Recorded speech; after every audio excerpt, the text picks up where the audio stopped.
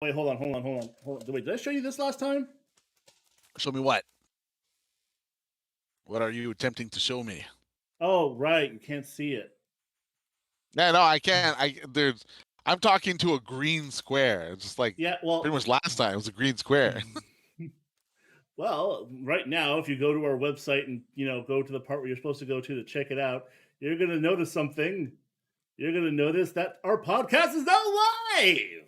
Greetings, ladies and Ah, gentlemen. Welcome to the Antiquated Podcast. I am the Tech Sport Ninja, and joined with me, as always, is Belize Boy. the one and only, the boy from Belize. And yes, I was just showing my good friend how it looks when I try to drink coffee. Ooh, everybody wants to drink coffee. Coffee is life. Yeah. Coffee is the meaning of getting up in the morning. Unless you're a late night coffee drinker. Oh yeah, I totally am. Like I am. I should be drinking coffee right now. Instead, I have got way too much Coca Cola on me. Wow, I am totally looking on the other screen right now, and it looks like I'm wearing earmuffs a bit, but that they're disappearing, so it looks like I got big chunky ears. Yeah, dude needs a real I green love it. screen. Dude needs a I real love green it. screen. A real green screen will be coming next month. Next month, where this will look way better. Yeah, like this. But then you still get stuff like this happening, which I love. I love the fact that my coffee mugs, because they're green, look really weird in the chroma. It's like, so awesome. I love it. It's like my favorite thing. Yes, we're Alrighty. doing that little banter thing before we start talking about the actual topic. Kind of like how real podcasters And do. what is today's topic? Today's topic is Spider-Man. Specifically, Spider-Man. Sorry, I cut you off there. Spider-Man. No, it's cool, dude. No, what we're talking about is going to be So we're talking about three different parts of Spider-Man. One that I love, the most favorite part of Spider-Man that I've ever experienced my entire life, and then the two parts of the two things that happened after that caused me so much rage that I became one of those nerds. But they're You still you know, not that bad, though. They're still and not and that this bad. no, they are that bad. To me, it ruined Spider-Man, and it has chugged along so badly over the course of the next 20 years, or actually, what? Actually, not 20 years. How long has it What? been now? It's not Okay, wait, that bad. like maybe 13 years. I don't know. Since the Civil War, it's like before the That Marvel is true. movies were a thing. This is all based on consequences of Civil War. Yes. So we're going to talk. Yes. So we're going to be talking about Spider-Man Back in Black, One More Day, and then Brand New Day, and how basically after that point you should just give the up because they ruined it for everyone.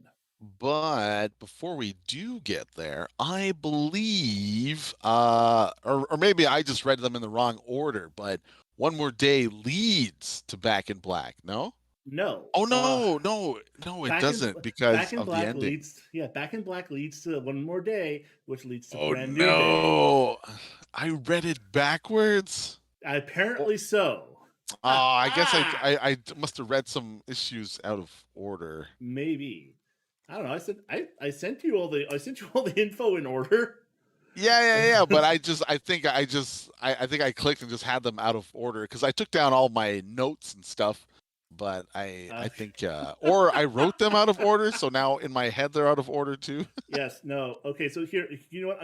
Okay, let's start from the beginning. Let's give a quick synopsis. I wrote down this time, so it's not like 20 to 30 minutes of going, and then this happened. So we're going to go from there. Spider-Man, Black and Black, Black and Black. Spider-Man, Back in Black. After unmasked and outed by Tony Stark and the Initiative during the Marvel Civil War, the event that Captain America Civil War was based off of, a hitman makes an attempt at Peter Parker's life, but misses. His target instead. Sorry. Misses his target and instead fatally wounds Aunt May. No, not Aunt May. I know, right? In a fit of rage and a demand for revenge, Spider Man dons his black outfit and goes on a rampage hunting for the man who murdered his aunt. By the way, it was the Kingpin.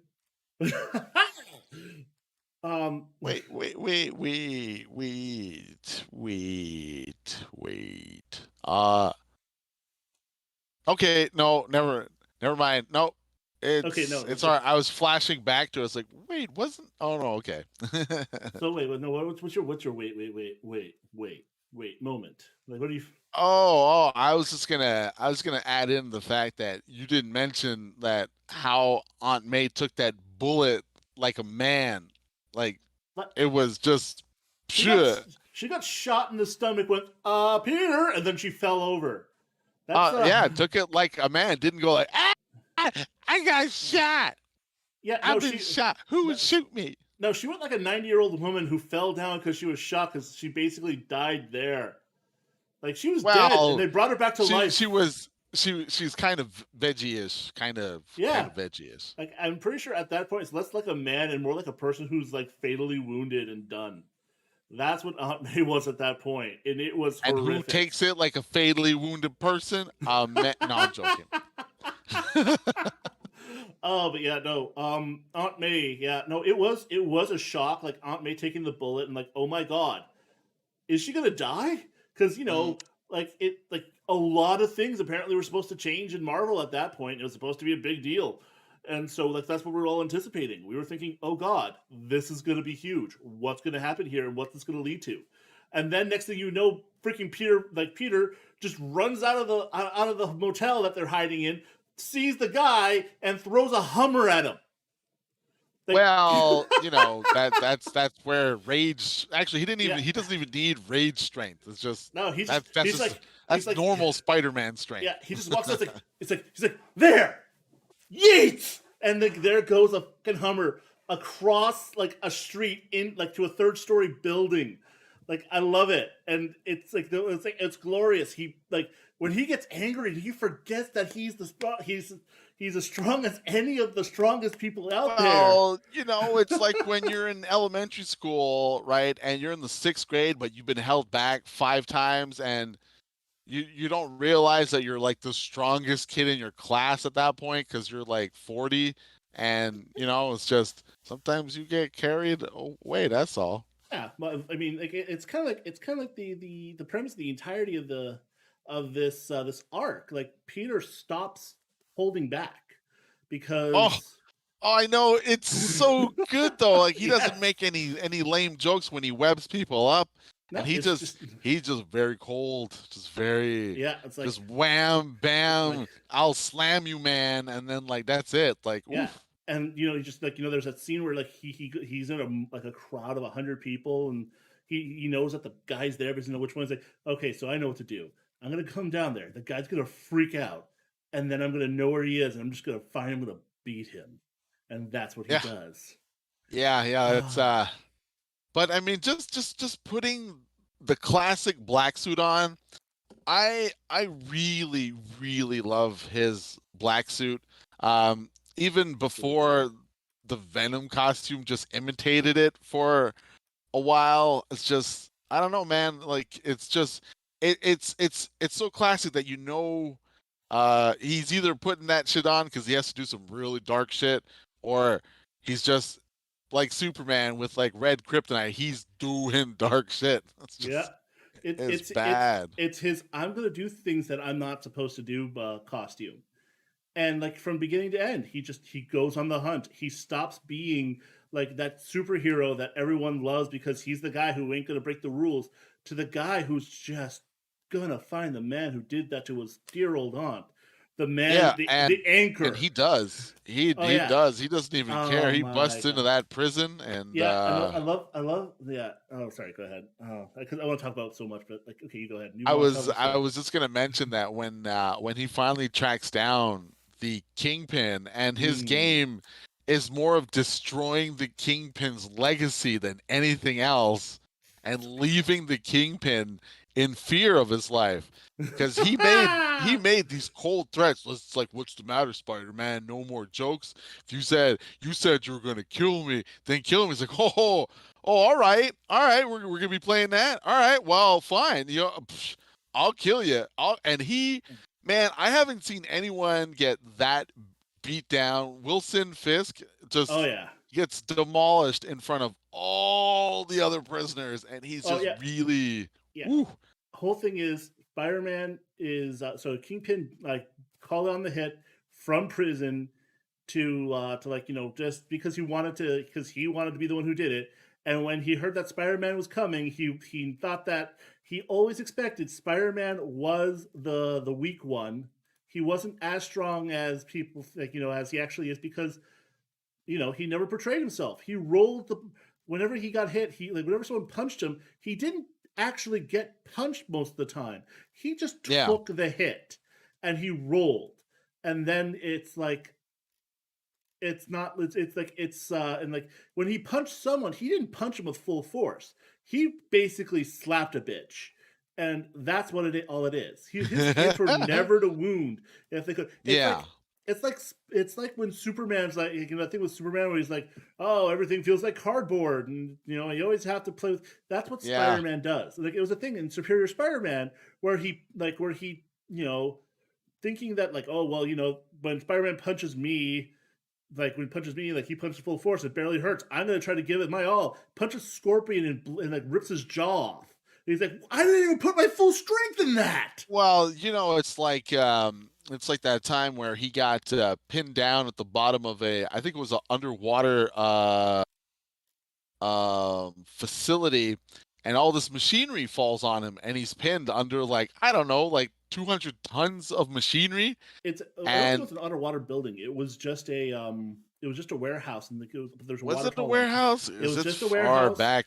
It was a warehouse, and it was a water tower and an industrial air Oh, that's what it conditioner on top of was. them. The water tower. That's where the water And was coming from. and yes, in the entire issue was Peter realizing that like coming to the understanding that Peter Parker, like it's kind of like one of those flashback stories. So he's like, Yeah, I'm yeah, yeah. Spider-Man, but I'm Peter Parker, but I'm Spider-Man, and then like he's like the duality of who I am, which Homecoming actually replicated in that scene where he lifted that air conditioner over him. But Yeah. though in that one is more in the case where Peter Parker being Spider-Man means that he cannot rely he can't rely on others, and he cannot rely on the leg, like what Tony has given him to be like the hero that needs to save the day. He realizes that it's Yeah. his responsibility, it's his power, it's his responsibility, and that's how it's done. And that's why, again, Spider-Man: Homecoming is actually one of my more favorite movies, especially in Spider-Man. And Well, I mean, with the follow-up to like this after, I mean, he learns that same lesson very deeply. But of course, that leads into probably where you really hate. But yeah, it's just that I mean, it's just the fighting was so nice in here. The fighting was so oh yeah, nice. I love Oh, yeah, I love how like in the like there's this entire part too where where Peter's basically just standing there and he's just like like, and Kingpin's just laying into him, and every time he he says something that punches him, Peter just kind of jumps in and just starts wailing on him. yes, yes. One of my favorite parts of that fight in the prison is just there's these series of frames that follow, and it's literally Peter. Of course, we forgot to mention that when he threatens Fisk, he actually takes off his Spider-Man. I mean, Yeah. takes off his Spider-Man mask, Yeah. and beats him as Peter Parker.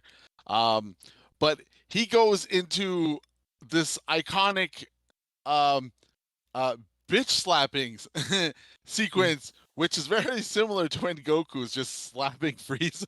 Yeah, actually, okay, hold on. I'm going to read out the parts here because I actually have it open. I want to read out these parts. So this is Fisk after having taunted him twice and getting beat on twice. Moving like a trapdoor spider. You image yourself to be. Sorry, I'm doing this wrong. Trying to think that. You move like a trapdoor spider. You move like a trapdoor spider. You imagine yourself to be, eh? Leaping on the prey suddenly in hopes of wearing it out or confusing it, eh? Cheap theatrics. I expected better. Then, of course, just angry stare. Well, you said you were coming here to kill me. Are you here to fight or dance? Say something, damn you! And then Pirate Man. All right. What this suit stands for? What it means? is something you can never understand. It represents a promise about all the things I said I would do, all the things I said I would never do, all the Epic. lines I said I would never, ever cross, because doing so would destroy everything that this suit stands for. And that, you see, is why you're confused. I'm not here to kill you. Then he takes off the outfit. I am.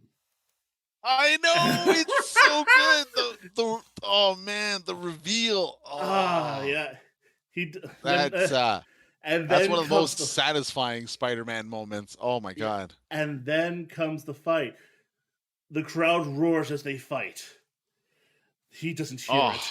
There's no crowd, no jokes, no cute remarks, no acrobatics, no webbing, no tricks.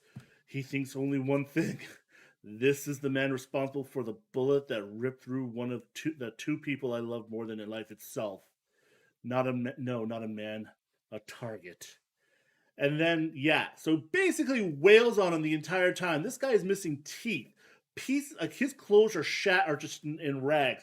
He you is a bloody know, mess. you know it's a good shot when the comic book artist draws real thick, sticky blood on the face. It's just like, Yeah. oh, it's like punching uh, I don't know, a vase, like a porcelain vase full of Yes. honey. Just ooh, Ah, thick.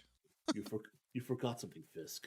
Something you should have remembered before you decided to put a bullet through someone too old and frail to get out of the way. And it's this: for all your money, for all your cruelty, for all your big talk, you don't have any real power. You can't fly. You can't stick to walls. Can't turn into a living flame or stretch out across a 20-foot room. At the end of the day, you're just a fat man with an attitude, a balloon just waiting for someone to stick a needle in it. And me, Oh, so I'm good. the, I'm the needle. And then, of course, Fisk tries to fight him, can't lay a hit. And then comes the moment where he's in a bloody mess, ready to die. And that's when Spider-Man decides to pick him up by his chest, like Yeah, literally holding yeah. his chest up like a freaking shirt. And I can't like. Did he? Ah, when I saw that, I wasn't sure if he was grabbing the remainder of the collar or if it was literally by the chest, like the pectoral skin he was picking him up by. I he have no idea. grabbed him by the skin and lifted Oh, him up, then oh, proceeded to bitch slap him like a bitch, because that's what he is, in front of everyone in a bit of humiliation. Then he yeah. sticks his freaking his web shooters at this point are like in his skin. He sticks the web shooter against his mouth and says, "I'm gonna fill you up with web now.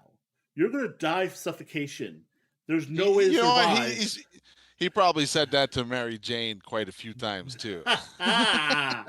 and then proceeds to tell him, "But I'm not gonna do that yet because Aunt May's not dead yet. But the moment she is, I'm coming back." And then he walks away and is like, and basically like, "Save for all of you." And then he just leaves, leaving, Oh, and oh, that everyone, part is so good too. and then everyone walks away, and everyone's and like and they're like, "Oh wow, what a sad little bitch," and he just has to go and lie down and be a sad little bitch. Oh man, he's just there on the ground, bleeding, looking at everyone, watching all the other prisoners looking back at him, and you can see like none of them no longer show any more fear towards him, except for just basically calling him a little bitch. Like, what are you And all looking at? Like, oh my god, yeah, it is glorious. I love it. oh good. It is what I'm talking about it because it is one of my more favorite things. Um, so good. Uh, where was I? But yeah, yeah. So that is why that is one of my more favorite comics. Like it shows what can happen when Spider-Man Peter at this point doesn't hold back anymore. It's one of the few times where we see him like exhibiting a little bit of the power he refuses to show anybody, and Uh, while but at the while at the same time also showing that he is, even when brought to the edge, he is still going to have a moral compass to live by. Beautiful. That is true. I mean, it's basically the equivalent to him dressing all in black and hanging out at jazz bars. Like that was his full maximum potential. I mean, Jazz club. Oh my God! Why did you go there? That took me a minute because I blocked that out. But no, bad, bad Billy Boy. hey, No, don't blame me. Blame Sam Raimi. All I right. do blame Sam Raimi. Sam Raimi, you did a horrible thing, and you should feel ashamed for it. Uh, But we learned to so forget it. We he learned. he let out all his darkest emotions and went to a jazz club. Yeah, yeah. Even Oh, like everyone understands it to be something to be mocked, even in like the modern day. I still remember it as like a freaking Easter egg thing, or like one of those little things they pop in Spider Verse. Again, another amazing movie. There are so many good Spider Man movies. Like there were like, yeah, of all the Spider Man movies that sucked, that people keep talking about suck. Like for the two that suck, there's like six good ones. Stop rebooting. Just understand that your movies are good. well, it's let's just say we have a hard time not necessarily with part 2, but part 3 is always the toughest Yeah, that's because you're either true. making either part 2 was just like it was close enough but not worthy of a part 3, or your part 3 is made and you pretty much ruined it. That's true. Well, then again, I mean,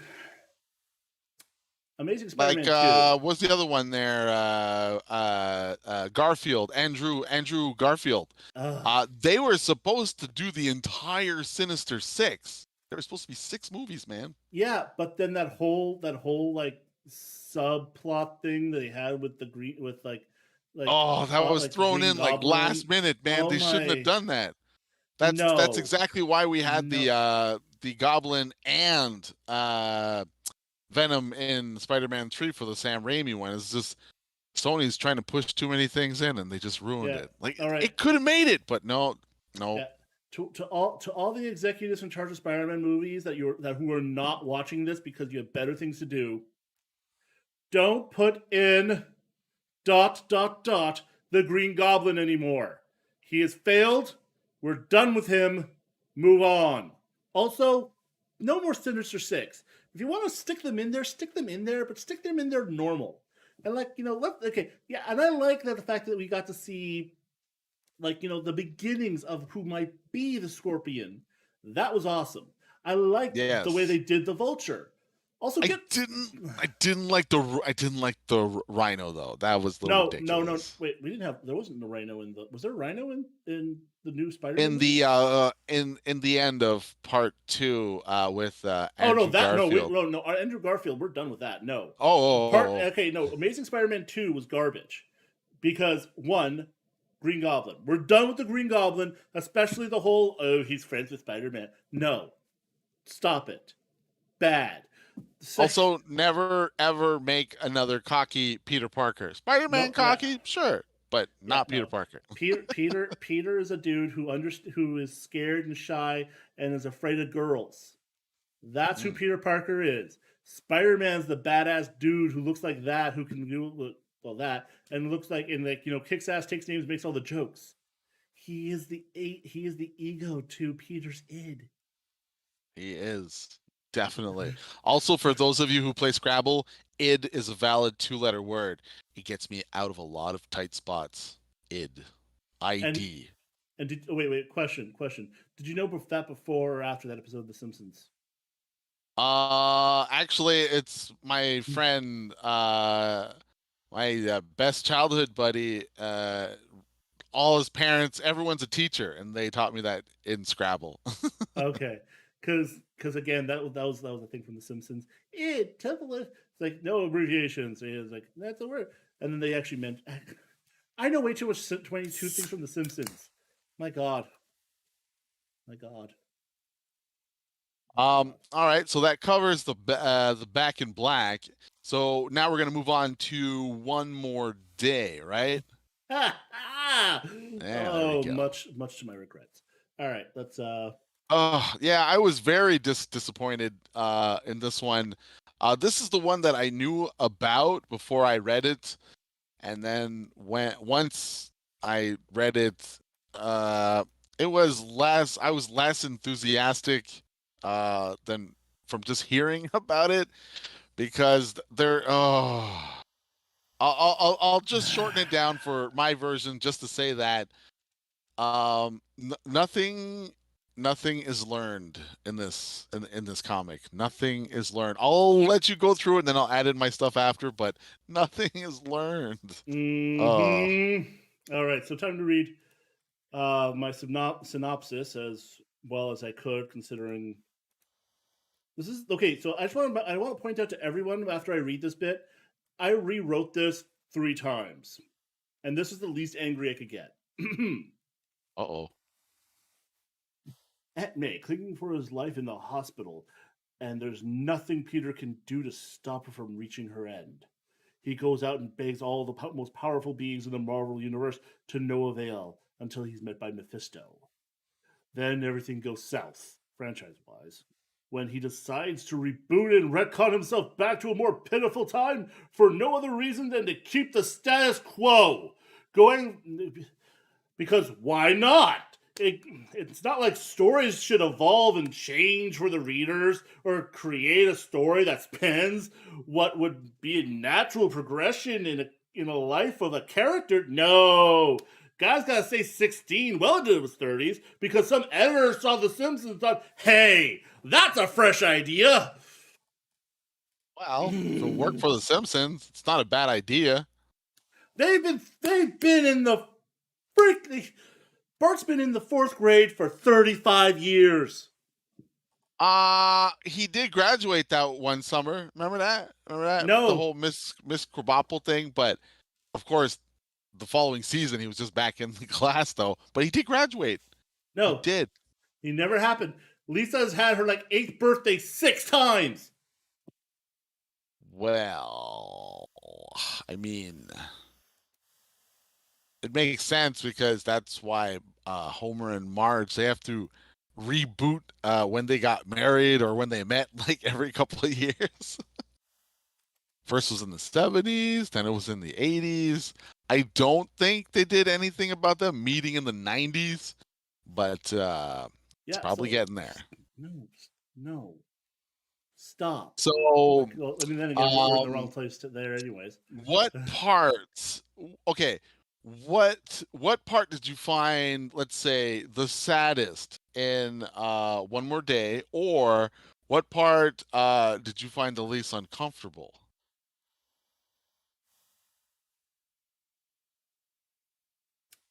The realization that they were doing this. Oh, that's what that was the saddest thing for me, because I kept thinking to the very end that no, there's going to be a way around this. This is going to be something that is going to get fixed. They're going to realize this was a bad idea. This is going to be something that lasts one story arc. They're going to have one bad story arc, and then they're going to be like, oh well, you know what? Let's put it back to the way it's supposed to be, and then we'll make the character grow or something. And then 10 years later, no.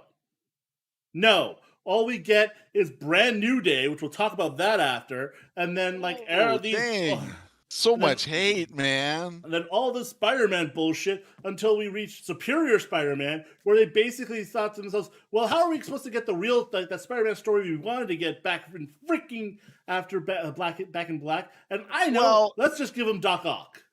If you break down One More Day, I guess the multiple parts in there, if you break that, if they would have had or made that more of an episodic comic, maybe a few issues to really fill it out well, it could have had potential because they would have had more time to not rush that ending a bit. Because I think honestly they weren't sure how to fix it because they dug themselves in deep. But I mean, you slowly see the breakdown, the real raw breakdown of Peter Parker, as he comes to realize that he can't afford to pay the bills for Aunt May to stay hospitalized, and then he has to actually, gather up enough moral strength in order to go see Tony. And he goes to see Tony, uh, even though they're really not getting along Oh, of because course not. he got outed during the Civil War. Everyone knew his identity, and that's, of course, as we mentioned, that's why the hitman was after him. So he man, he just lays in the Tony with all the like, yo, you're responsible for all this. It's your fault. You're gonna have to pay Aunt May's bill. And Tony is just like, look, man, this is not gonna work. You are technically a fugitive. If I do help you out, which I won't, but if I did, it would definitely come back to me, and I can't have that happen. Of course, skip all the yada yada scenes and stuff. Eventually, Tony sends in a $2 million check to the hospital in order to cover those bills for, State I don't know charges. how long $2 million covers a medical bill for A life week, support. a week maybe. I don't know. It's American But healthcare. but yeah, so he does kind of come through in the end for that. But then of course It's his it fault. just gets worse where the doctors was like, yeah, look, we're not really not going to be able to save her. And so he um uh, eventually has to take a little bit of time to himself. And as he's in thought and lost outside of the hospital, uh, he meets this little girl, little redhead girl, and this this is the part that I found really interesting in the story. Although they really didn't give them good dialogue, it's kind of cheesy Hmm. and stuff. Super cheesy. But he meets an older person who's a programmer, and the programmer just talks about how uh, essentially how he didn't have everything in life, everything that he wanted, but at least he gets to do all the video games now, so he's kind of happy. So past that guy, Peter meets another person just a little further on, which is an older person who's rich and successful, but a little bit lonely, has no friends, and they have the discussion or the life discussion, essentially where the old man just says, you know, I was a nerd back in high school. I got beat up a lot. I got tortured. Uh, Everybody teased me because I was a nerd, but I got my revenge later on because I became the most successful person, and I purposely hired all the jocks in the town to be just the janitors. The Hmm. perfect revenge. Um, and then of course he goes. Someone pulls up or something, and he says that he knows where this little girl is that Peter originally ran into because I forgot to mention that she disappeared. Um, and she says like nobody knows who this girl is, and she just says, "Well, I can help you. I can help you." And then yeah, turns into Mephisto, baby. And Mephisto's like, "What would you give for me to save your aunt's life?"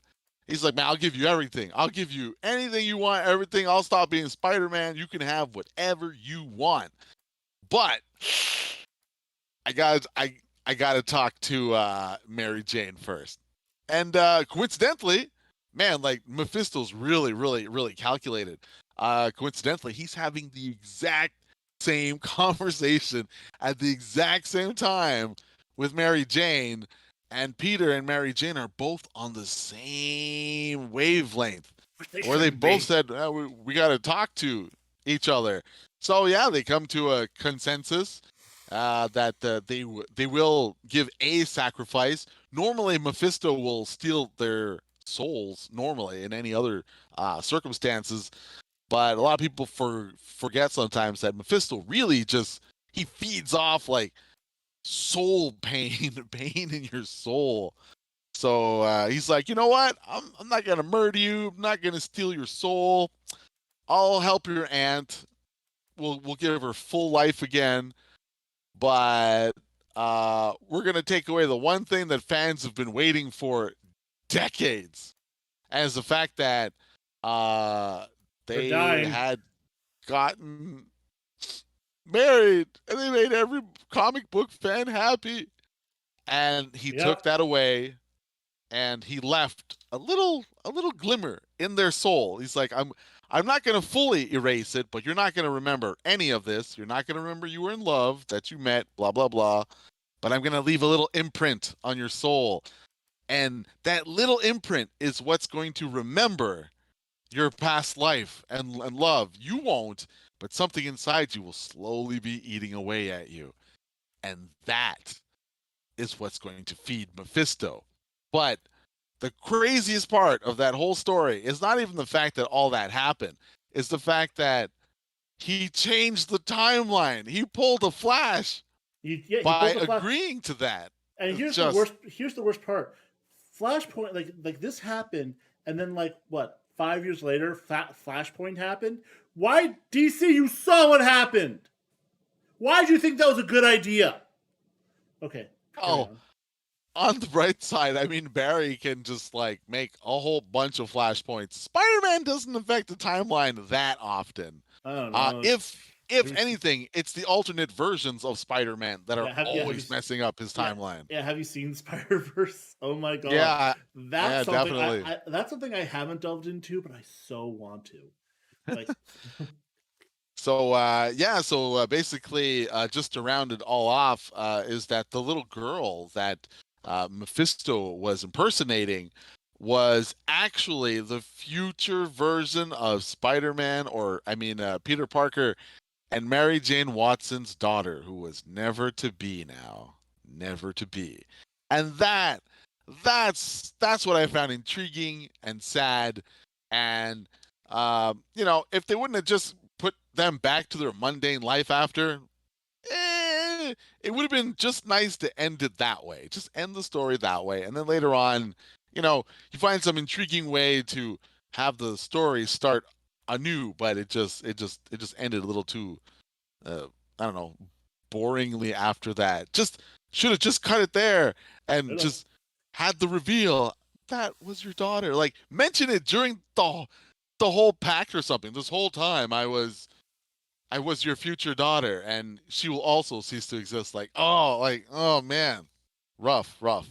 Anyways, yeah, that was my insert. Sorry for uh, no, turning no, it more into a resume of of the whole comic series. yeah, no, no, you did a good job there because otherwise I would have not been able to like do that. No, I'm too much of a fan. I cared too much about seeing what was going to happen, about knowing about like I was excited to see Aunt May die. As horrible as it Oh sounds, no, how I could you? wanted to see the woman die because the woman is an anchor. She is a representation of Peter Parker's like limitations as a person. He's always going to be that kid who's from Queens who tries to like who wants to make his aunt proud and like basically what we see him as in Brand New Day, which is what we're going to get into.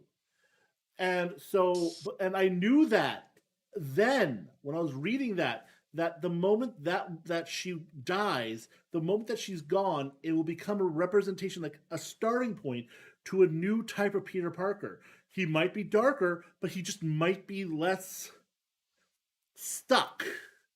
Well, because usually he does have one or the other. He's usually either anchored by his aunt or Mary Jane. But because I mean, there is the some other timeline, of course, in the future when he does have his kid, and they're all wearing these suppression collars because it's pretty much illegal to be a mutant at that point.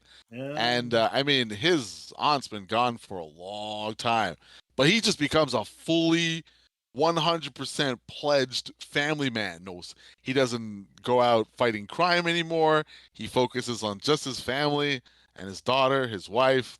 Like yeah, that's it. He becomes an actual family man, but he still has Mary Jane as the anchor. yeah. So But he even then, like can he that's can yeah, be okay without Aunt May, but yeah. not without both, man. That's just oof. Well, you know what? Mary Jane being there would have been fine. Having a wife like to anchor him would have been fine because then it would stop being about like a comic book for the little kids, which it already wasn't after so many years, and it would have been a comic book for the people who have been reading it or have loved it for years, and hell, even the kids would have been enough to start reading it. They could have kept it sensational Spider-Man if they wanted to keep it less teenaged. But then again, let him have a family, let him grow, maybe give him the PhDs he needs. Instead, oh no, this is the Peter Parker that we got from the 1970s. Which, and I mean, you think I'm just saying this because that's how I feel, but in reality, in the actual how it works, that's what happened. That was literally the idea. That was the plan. The and as soon as Back in Black ended, as soon as they got that whole thing sorted out, a new editor came in, and the first thing he said was, "We're going to turn Peter Parker back into the way he was when, when I was a kid and reading him, i.e., a stupid little nerd kid who had trouble finding, balancing dates and being a superhero."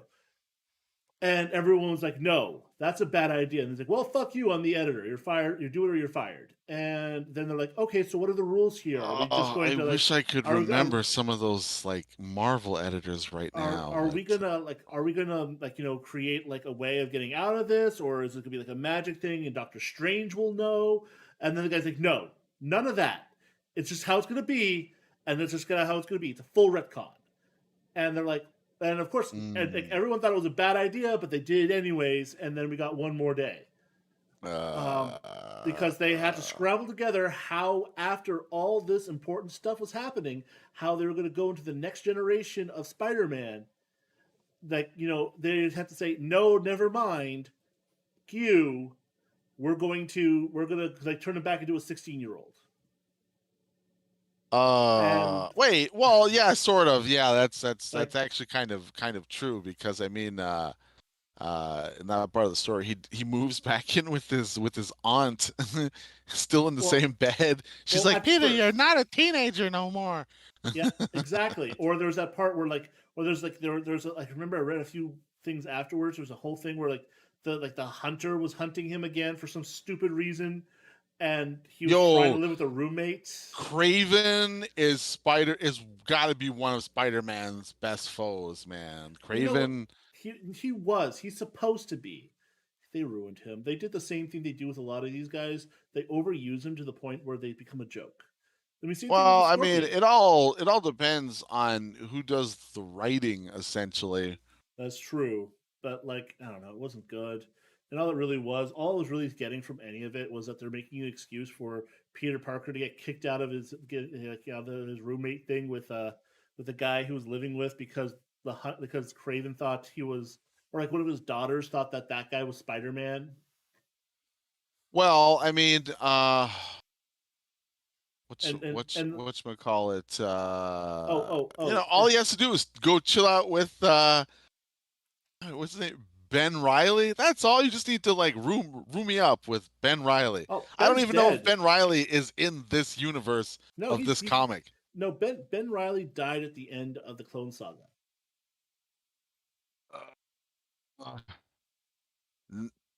No. Yeah.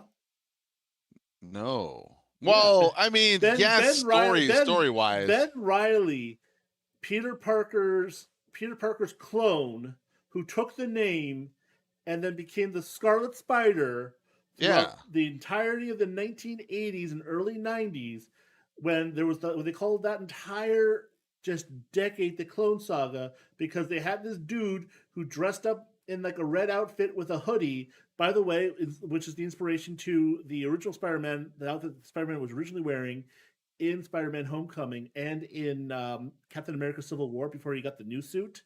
Yeah, Scarlet Spider, which I thought was an amazing homage to the character, and an amazing Easter egg to people like me. Again, Spider-Man Homecoming, an amazing movie for Spider-Man fans and newcomers alike. Or actually, as Stanley put it, true believers and newcomers alike. Stan Lee here. Excelsior. I miss Stan. But yeah, no. He was a good man. I missed him. It would have been just nice for him just once though. Wait, no, yeah, he does say Excelsior. Age of Ultron. That's when he said his catchphrase. Excelsior. Was it Age of Ultron? Yes, in Age of Ultron, when he got really shit faced on. Oh, right. He's like, because he's asking Thor for some of his Asgardian booze. It's like, it's like, quit flapping, son, poor. And then he just drank it with like Excelsior. Like, Yeah, yeah. I love that man. I love that man. Um, uh, and of course, his final, like his final true Spider-Man thing. Like there were three things that happened after he died. Um, Captain Marvel, Endgame, and Into the Spider-Verse. Each of them an amazing kind of like. Well, actually, the most amazing one was Captain Marvel. I mean, decent movie, not the best movie, but still a really good movie. One of the best Stan Lee scenes ever, where it isn't an act, it isn't some guy Stan Lee's playing. It is Stan Lee on the train, which actually apparently happened, reading the script to mall cops, not mall cops, mall rats. Ah, Where he's like Excelsior, Excelsior. Yeah, that was actually what happened, and they just stuck that in there where Stan Lee, actual Stan Lee, meets actual Captain Marvel, and like while he's on his way to go film Mallrats, which would have been accurate for the time. that's hilarious. That was a glorious piece of Easter egg there on so many levels, and I had mad Well, respect for that. speaking of, I guess Stanley Easter eggs, I think it was in Guardians of the Galaxy 2. Yes. They have the where they're just scanning around while the Guardians are talking to. Oh my God, I can barely remember this one. But anyways, so there's these scanners, and it's sort of like Dragon Ball Z, where you get the ID of the person, and there's all these like scanner information stuff. Uh, so Stan's actually talking to some chick up on a balcony, and essentially the scanner actually picks him up, scans him, does the whole ID thing, and Oh, writes Excelsior in scroll, and that's how you figure out that at least in that movie, he cameoed as a scroll. yeah.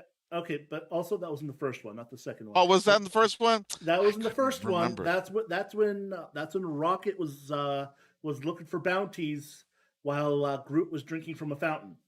Yeah, that's it. That's it. And I was like, I can't replace which one it's in. yeah, no, that's how that happened. And then there was Oof, my yeah, arm disappeared a lot.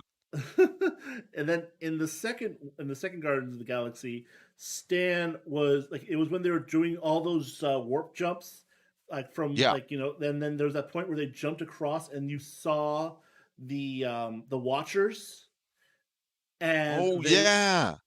were being and like they were having that, and like he was talking to them about all the things he did, and like he was talking about like another movie that he was just in. He was wearing he was in a spacesuit. He just talked about the movie that he was in, like oh yeah, and this and that, Yeah, and that's then true. I was like then I was a garbage man or I was a mailman, and yeah, because there was that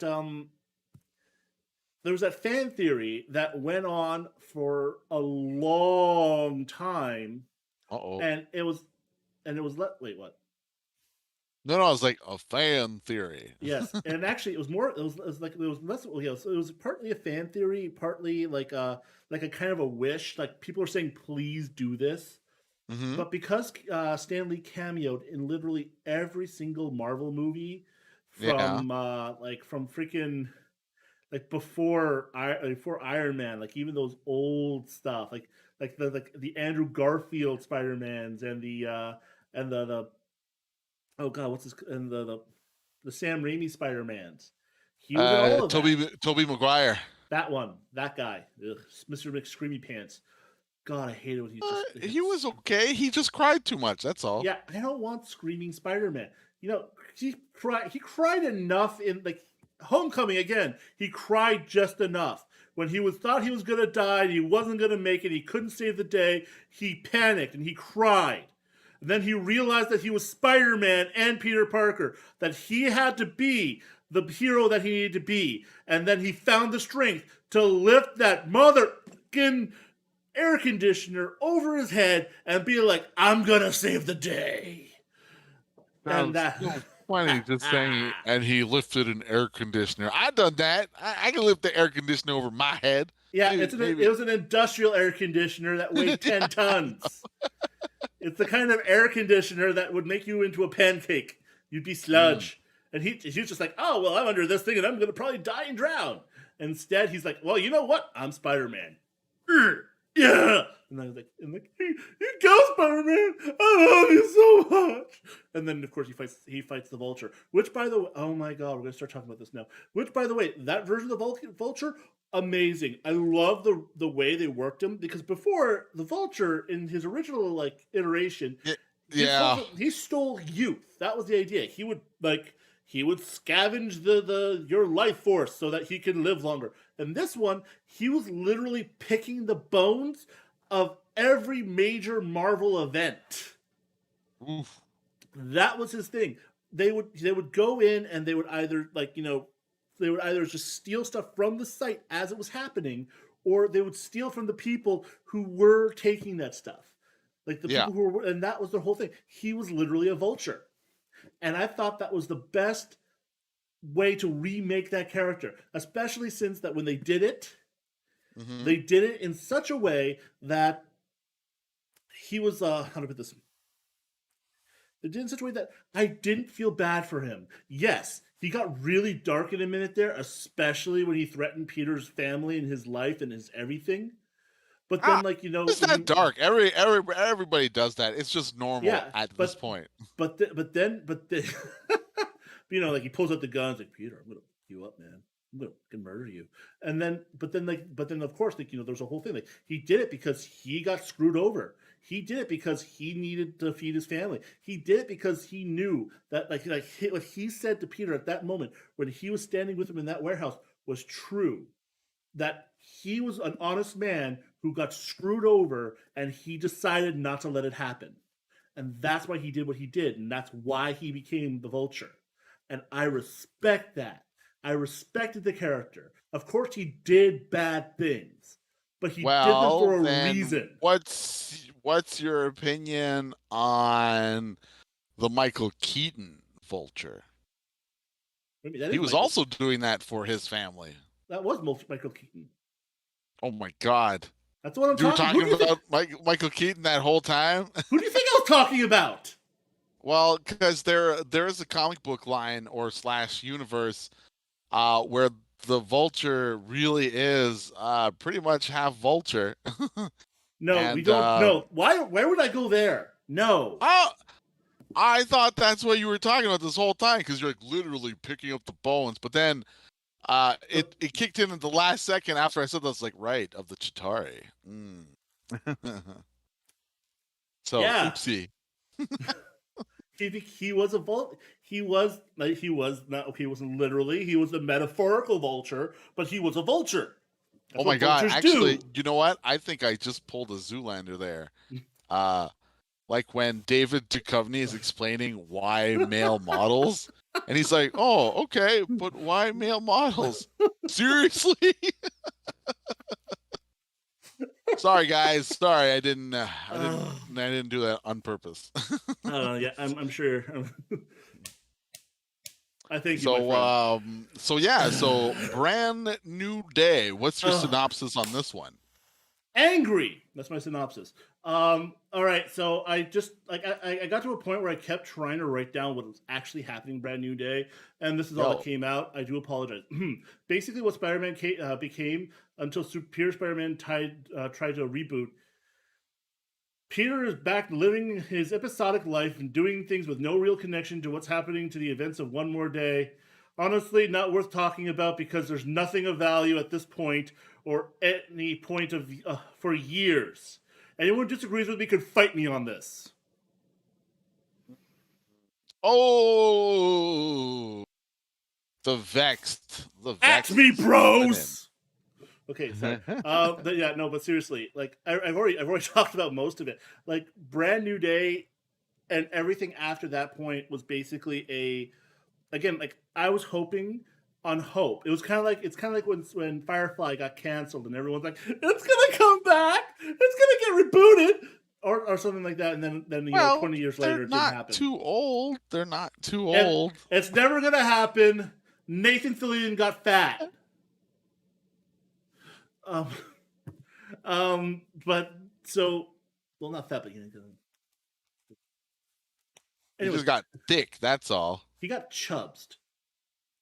But anyways, so like basically the only reason why I even collected Spider-Man comics after that point was because I was hoping that they would reach a point where they would realize that was a dumb idea and turn back the clock on it or fix it. But as time crossed more and more down, like even though they kind of hinted at the idea that it's retarded, and like I mean that in an actual term where it was once a smart thing that became stupid. Yeah. It like once I realized that there was no way back to it, I actually stopped. And I stopped. And I almost stopped all Marvel comics at the point. I think at that point I was only really collecting. Actually, I collected all the way up until they reached whatever they called the thing after. What was the name of it? The Dark Avengers. Because to me, I was thinking. So did you collect Enter the Spider-Verse? No, with all the broken spiders and all that. No, and that was actually a regret of mine because apparently, while like that was not 100% connected, and actually, I think Enter the Spider-Verse came around. Amazing. Enter the Spider-Verse apparently came around Superior Spider-Man. Yes. It is connected in there because Otto Octavius believes himself to be like the main token Spider-Man. He thinks like the universe revolves around just him. Yeah, and then there's that part where like actual Peter Parker Spider-Man, like the real Spider-Man, who's actually there because of reasons. I remember I read this because after I found out that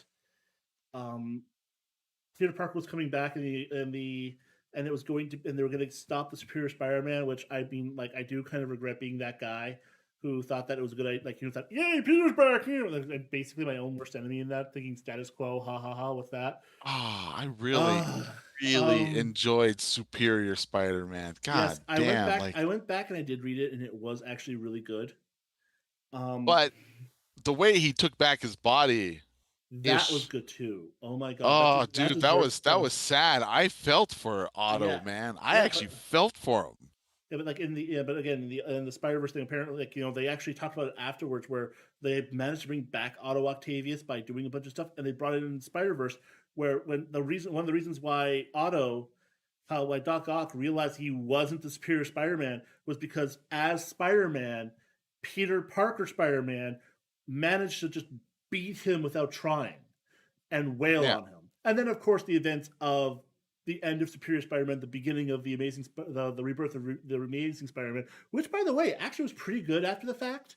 And I think that's when they started to do things with when they when they were starting to do things where they were making Spider-Man or Peter Parker the guy who owns a company, and he was going to be the guy who basically replaces Tony Stark. I thought it was going to be another amazing thing, and then they got rid of it again because of reasons, and I stopped. And that's when well, done. I mean, Otto was always able to handle the company and being Spider-Man. Once Otto was gone, that's because he had no scruples. No, that wasn't even the reason why he was gone. That's not even the reason why they got rid of him. The reason why they got rid of him, the reason why he is no longer the CEO was not because he wasn't good at the company. He was amazing at the company. It's because someone found out that a term paper or some kind of paper that Otto wrote when he was in Peter's body, he also wrote a similar, matched up everything. It was showed to be what do you call it? A plagiarism of something he wrote that Otto wrote 20 years earlier. That was it. He plagiarized Otto Octavius. He plagiarized Doc Ock because Doc Ock was actually the one who wrote it because he had stolen Peter's body at the time, and then I know. and It's so ironic, that part. and then they decided at that point that Peter no longer had a company or money or anything. But that didn't stop Miguel in the future. Spider-Man 2099. Oh, we should do it. But I digress.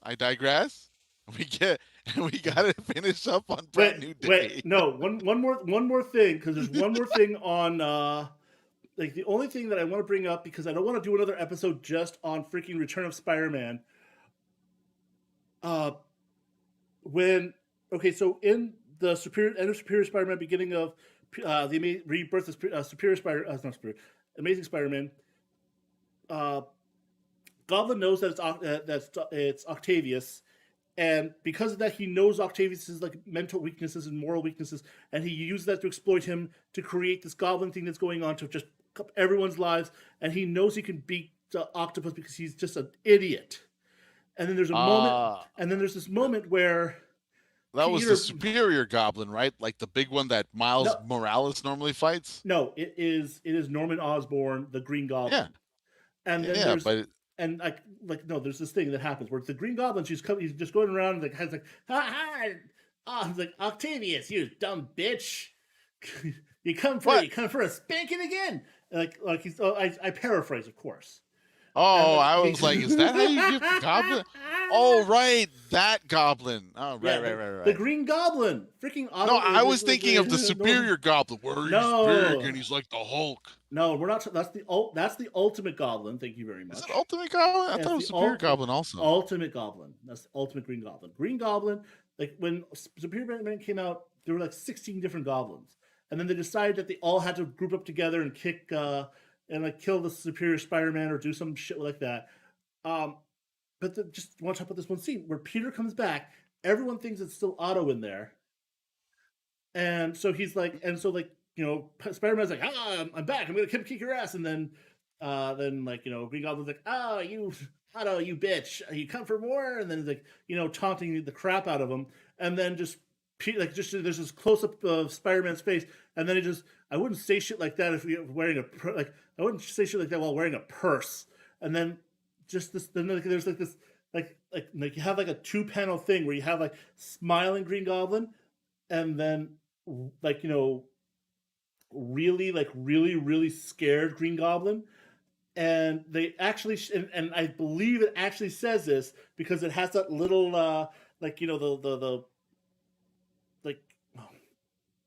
not the letters, what do you call it when you swear and they censor it with the things?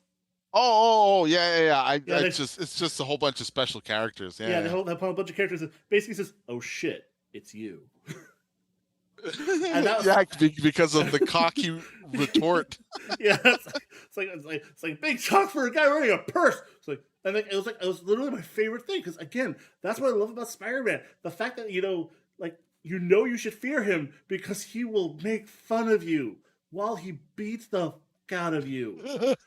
Because oh my god, because it's so humiliating. It's just, oh man. And because again, that's one of the powers that Spider-Man has that no one talks about. He can talk his way into and out of everything, and everything he says has purpose behind it, to the point where he can control everything in a fight just by talking. Like in that weird little space between Back in Black and Brand New Day, where he was still wearing the black outfit. The Initiative stuff still had like a bunch of stuff with him in it as like crossover stuff. Yeah. And there was a moment where this girl who's supposed to be like a version of the Lizard actually grabs him and is about to like stick him with something that'll depower him. And she says, be serious for a minute. I've beaten you. You've lost. This is how it's going to work. Oh, bad guys. Why? And why? She thought he was supposed to be a bad guy. She was like, this is portraying her as a good guy. I was like, I just mean, like, why do they always have to do that? Why don't you fight me seriously? No, take him out while he's not fighting you seriously. No, basically, she was doing the glows, like, I got you. Serious. Not gonna be serious now. You're not gonna be this. And then he's like, okay, you want to be serious for a sec? And then it's like a 2-page freaking like speech. as to Oy. why she's an inferior person, why she's he basically gets her number from those 5 minutes they've interacted, talked about everything about her, and the moment that this is going to happen, they're going to find you, they're going to depower you, and you're going to have nothing again. And then she just breaks down crying, right then and there, and he just kind of pushes her off and walks away. And that's Well, sometimes you gotta push someone out of the way to move forward. I don't know. yeah, no. Sometimes you got to just make a person cry for them to leave you alone. That's Oh yeah, that's definitely what older siblings always do. Why do yeah, you always make him cry? Because he leaves me alone. yeah. That was the whole thing. That's I love those moments in Spider-Man where where you realize that everything he does for a reason, and he's smart, and he does it because he's smart enough to realize that he basically controls every situation he's in, where Yeah. because he can. And you don't want him on the bad guy side because there's very rarely a point where even the smartest people out there have any ability to control what he does, because like he is one of the smartest characters in the world. He's one of the strongest heroes out there. He can people think that people Captain America or Iron Man can outmuscle him. Captain America can beat him because Captain America Well, Captain knows how to America's fight. raw experience. He Yeah, has, I would say, in terms of reflexes and agility, I'd say he's pretty on par. yeah. But At the same time, it's you just can't fight Captain America. Not to mention he'll if he knows how you move, he'll be able to fight. That's the only time he's ever going to have trouble. That's the reason why he has trouble with Captain America. He even says it, strength for strength and fight for fight. He can take him, but the moment he throws a punch, he's already lost because Captain America will know 3 punches ahead of what to do. yeah, he can read that shit. He's got that precog ability in terms Yeah, when fighting. It's like those people that look you in the eyes and they know if your hand's gonna come up or your foot or your leg or yeah. No, it's beautiful. It's amazing. I love it. But then also you have that. But then with Iron Man, it's kind of the complete opposite. You think Iron Man's always going to have the advantage because in every fight he's oh, I'm this giant monster man with huge laser gun body and shit and I got I've got superior intelligence and stuff. And then in well, every and Spider-Man has faced him 3 times before Brand New Day ruined him, and in every single time Spider-Man basically wrecks his shit. The first well, it's time, because Tony needs age busting armor to fight with a younger body. no, what he needs is to stop thinking that that Peter Parker doesn't know how to hack into his systems, doesn't understand how a system works. He that's because that's the thing. Even when Well, I think Amadeus Cho probably outclasses Peter. I oh, are you think. kidding me? Cho, Well, why the not? Hulk, that little Hulk dude? Nah, man. Again, we're talking about a lot of stuff that happened while Peter Parker was off being a 16-year-old again in a 30-year-old's body. That's true. That's But true. but no, again, I mean, there's yes, we're at that time we're dealing with what Ant-Man, who was being super scientist. Oh, I made a apparel. Yeah, I mean, yes, Peter Parker doesn't do that, but then at the same time, the only reason why Peter Parker doesn't do that because he while Ant-Man was out there being trying to doing horrible things to people to learn how to do this and beating his wife. Yeah. Spider-Man was saving the day and being the superhero everyone actually needs, because that's one of the Mm. character points of Spider-Man in general, that despite all of his power, he does because he knows that it's what needs to be done. He doesn't fight the big guys and fix the little thing because that's what he can he has to do. That's what his Yeah. limitations are. Because if he doesn't do it, if he's not the guy who's going to be at in the fight, who's going to be stopping robberies and and saving people from muggers and stuff, Yeah. he's who else is going to do it? You can't you're gonna get the Daredevil to work overtime, but he's got his own shit going on. Yo, Tony, man. Dare uh, Dare devil works a lot off the clock. He's fine. He's fine. Like yeah, because that's the thing though. Like he's the only real Marvel hero who has the abilities that he has, who has what he can do, even close to what he can do, while still doing the groundwork. Like he All right, come could, on, lie down. oh, kidding. Uh, I'm just. he could. He's ruining the whole green screen thing. I'm like, lie down. It's fine, dude. I can't tell from here. Uh, like he could be like big enough boss to do the stuff against to go toe to toe with the things that like Thor and Iron Man and all the big Avenger moves do, but he doesn't, and it's because that's not who Spider Man is, and that's why. And again, when he started to evolve, yeah, he was taking that more, but we still had him in the base, but no, again, they took that Spider Man that we had, the Spider Man that we were seeing be like we were that Spider-Man that we saw, that Spider-Man that I respected, that I loved, and we saw him get just thrown out. Again, Hmm. that's what Brand New Day was, and that's Well, you got to also think. I mean, because of that little edge that Mephisto left in there, where something just eats away at him. Uh, I mean, you could really start to see it because again, he's moved back in with his Aunt May, and he's kind of living his life like a bum. Um, he's not really working. yeah, He goes because to job interviews, and everyone thinks he's like a joke. Well, what have you been doing for the last couple of years? Oh, look at this. You were a child prodigy in high school, but you haven't done anything since. Can't he be was a computer programmer. Can't be zilch. Uh, and then he just figures, oh well, the Daily Bugle definitely owes me money. They probably have money stored up in a safe somewhere, and without me, the Daily Bugle is nothing. So, what does he do? Already, you can just it. It was almost like when Superman got his first taste of red kryptonite, and he just turns into that like really drunken, washed out Superman. He's starting to look like like that. And you know, he goes to see Jonah. He's like, "Yo, Jonah, I need some money. I got to get my Aunt May a new apartment or myself a new apartment."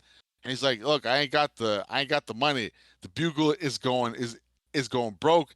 I had to sell my shares. That's impossible. It's lies. You you didn't make me.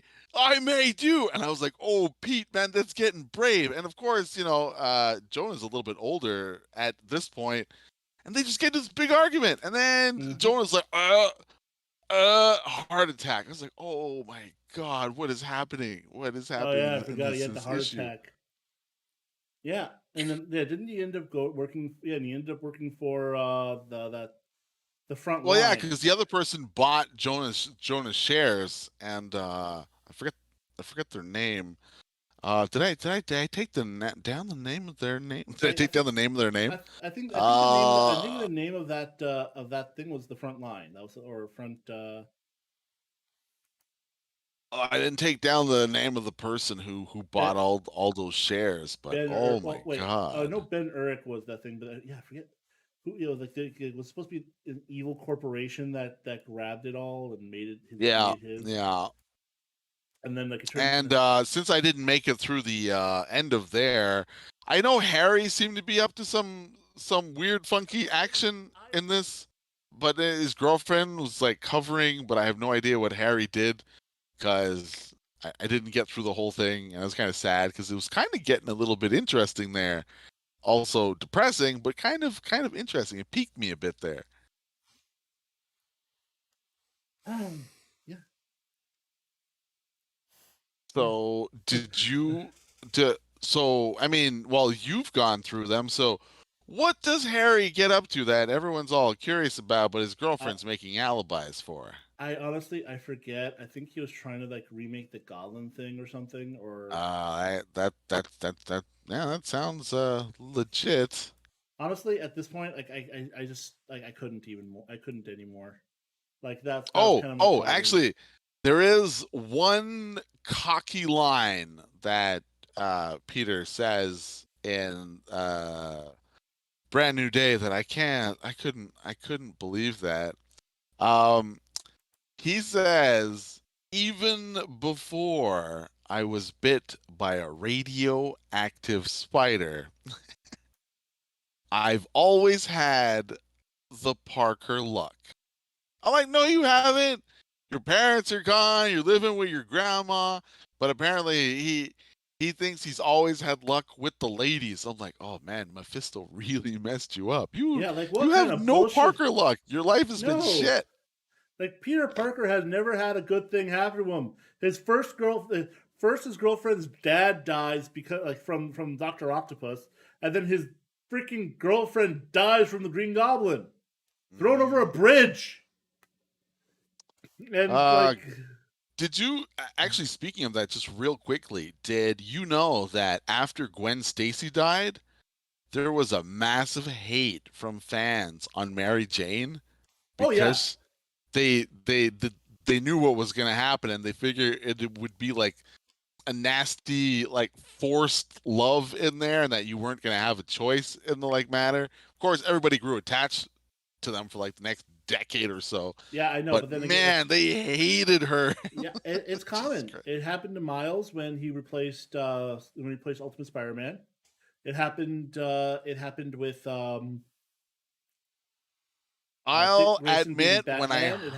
heard about the replacement, I was just confused. I was like, At, Mexican Spider-Man? But turns out to be awesome. I love Miles. I love no, Miles. Miles as a character was amazing. He did an amazing job. They did an amazing job with the character, Yeah, especially and because he evolves and gets new spider abilities.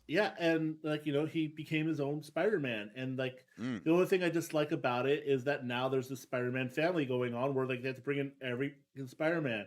Like there's Spider-Man, then there's Spider-Gwen, then there's the Ultimate Spider-Man, then there's Spider-Woman, and the three other Spider-Women that for some reason exist. Yes, yes, that's why you have to follow up on the rest of that Spider-Verse stuff because Oh yeah, your favorite clone comes back there. what Ben Riley?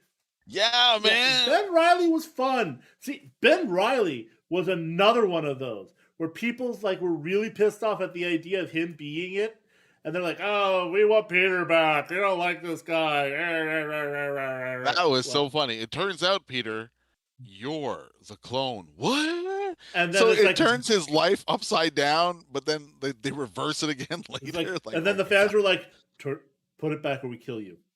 We're not joking. Do it. So And this then whole time, it's just oh my it's like, god. oh yeah, it's like, oh, I mean, no. Also, the clone's gonna die now. And then, Uh, and it's like, what was oh, it? He had something like a like by the end of it, I think in the regular series there during the Clone Wars or something, his lifespan got shortened by like down to a month or something. and he turned to dust. And then Peter took the dust, he threw it into a fucking like furnace. It's like, Yeah. And it's what like it happens when you won't do happen. that? It goes into the sky as dark smoke, and then the dust particles blow into the sea. And what happens when you put dust or sand into the sea? It becomes mud. And what happens when mud forms? Well, it joins with clay. And then what happens with clay? You get Wonder Woman. Boom! Ben Riley became Wonder Woman. So the universes are connected. Oh my god. All right, all right. That was pretty bad. But yeah, What? I don't what? Yeah. What? What? I'm sorry. Did I did I raise the point that no one's ever thought of before? Ooh. Ooh, fan theory. Like, There's no. my first fan theory. I Ooh. like I both want to talk about it because I want to say how wrong you are, but then I'm gonna justify your words.